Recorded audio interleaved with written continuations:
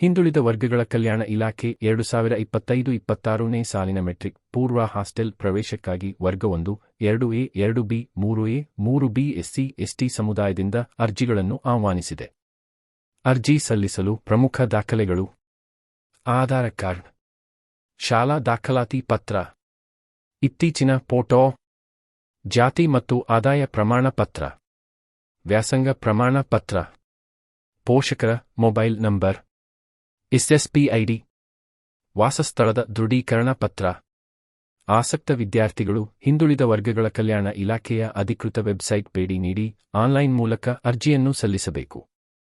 ಅರ್ಜಿ ಸಲ್ಲಿಸಲು ಪ್ರಾರಂಭದ ದಿನಾಂಕ 15/5/2025.